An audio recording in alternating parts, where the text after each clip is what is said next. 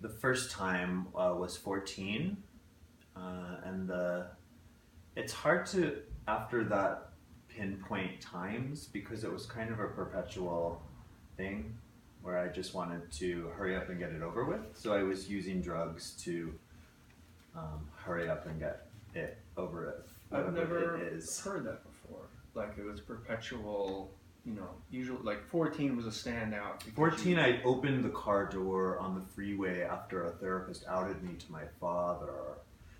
And we were driving home, and he held on to my body with some sort of superhuman strength and pulled over and got us both safely to the side of the road. Well, when I meet your father, I will hold him and tell him thank you for saving my friend and my brother who I love so much. That was 14. I've told him that too. So wait, you didn't choose to be at 14? What, you were born gay? Come on, man. It's a choice. Yeah, I chose this lifestyle. So you're gay is what you're telling me? Yeah, I am. Corey, as in happy. Oh, okay. Because there's homo. We have the homo Mohr Stories. So we'll put this in. Yes. Actually, let's not. Let's trick everybody in the non-homo. There's special. Sure. We'll put a little H. Perfect. A little parental advisory sticker. So the homo. So 14 years old, you tried to leave a moving vehicle. I did. Yeah. I felt at the time, I had been really depressed and. I had been taken by them to see a therapist who was part of the church that we were in at the time. It wasn't very affirming as far as churches go. They had really beat it into me that I had a demon in me and all sorts of stuff like that. So LGBTQ equality wasn't even anywhere in the picture at that point. So not that long ago, though. It's odd. Well, so... thank you for that. I'm 37, so it was a while ago when I was 14. Speaking of the church, Jesus Christ, how old am I? I'd be too much into that Satchel Paige quote. How old would you be if you didn't know how old you were? Right. So I guess we've hit the nail on the head there. A year ago it was about 111. Now I'm a little lighter, so I'm figuring it out. When did you know you were gay? And this isn't going to be a podcast about being gay. Your music is to be celebrated. Everybody keep listening. I knew I was gay, I think, early on, but I had experienced... Age. Give me an age. Oh, I mean, I saw The Rocketeer, and I knew... Well, I don't know how old you were. Oh, I was young. I like that Ryan on Kids Incorporated. Yeah, I mean, it's weird when you're little, right? Like, you have crushes. It's like non-sexual. Things got kind of funny not funny. Things got strange. Funny, queer. Funny, well, just funny, awful.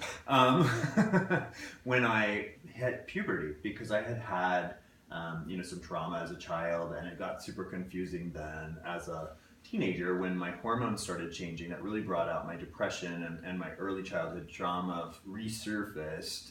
And so my parents took me to the therapist, and I think they had the best intentions around getting me help. But he ended up kind of making it worse. Really, not kind of. He really made it worse. By outing you to your dad. Yeah, and it was beyond that. So I had met a boy at school, and we had been seeing each other, and I disclosed that to the therapist, and he asked me at some point during the conversation how old the boy was, and I said he had just turned 18 last week. And so this man told my parents that if they didn't remove me from the community and their home that night, that he would go to jail. So they took me the next morning and sent me to live with a different family in Tennessee. And but you were living where at the time?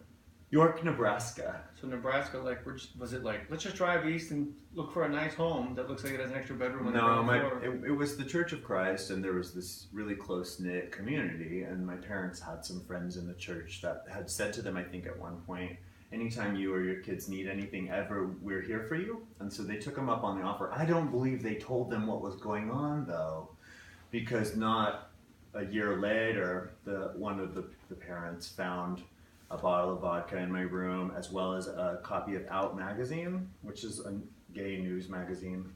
I know, sister. Yeah, well, just in case your listeners don't. Hold on, you glossed over childhood trauma. Yeah, we'll come back to that. I just want to tell you this last little bit of the story. So by the end of that year, she found the Out magazine, called my parents and said, we found gay porn and drugs and alcohol, and they sent me home. And I had become a drug addict by the time I was home.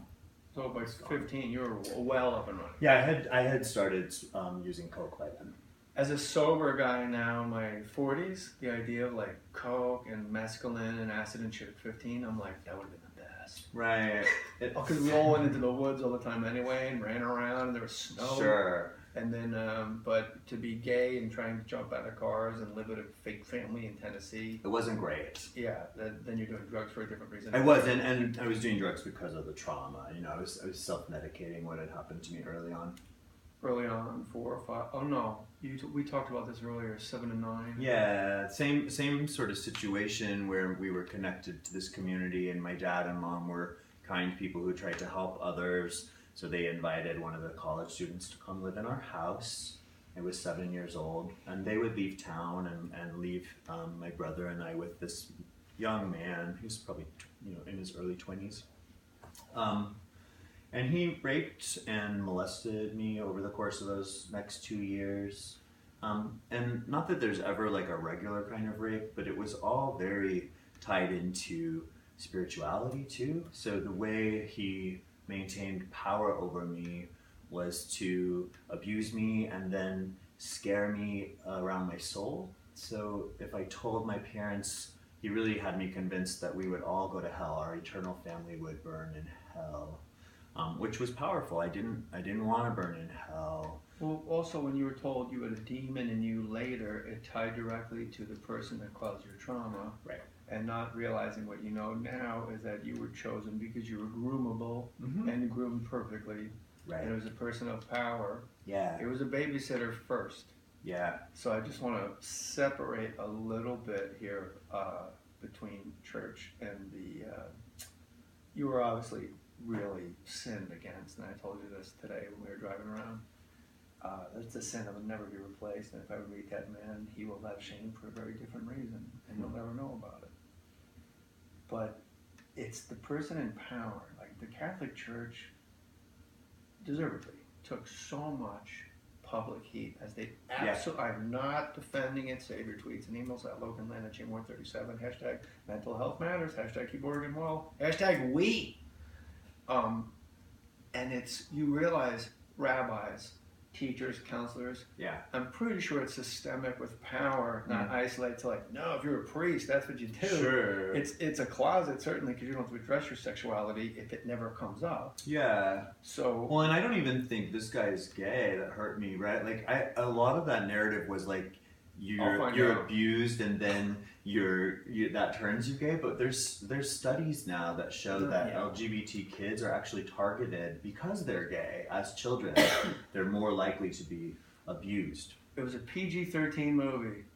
This new rating system is what did it all. Right. Yeah, I wanted to watch it started because I wanted to watch the Monster Squad, which had that guy from Kids Incorporated, the Ryan character that I mentioned earlier, who I had a crush on. At the time, I did think he was hot. I've looked in recent years. Maybe I have changed my taste. But, at the time, I really wanted to see it, and I wasn't allowed to watch PG-13 movies.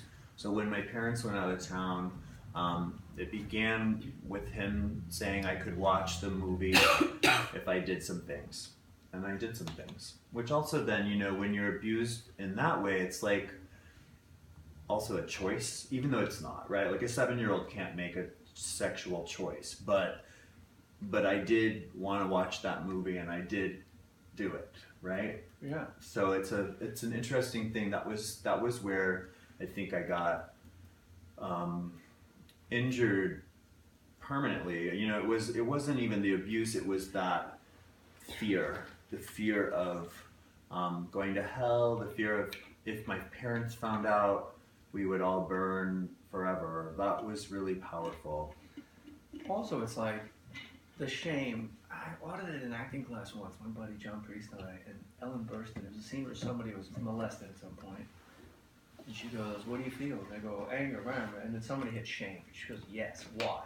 And they go, because this, and she goes, no, and it was like 20 minutes of Ellen Burstyn going, no, and we're looking at each other like, this is weird. And then she stands up and she goes,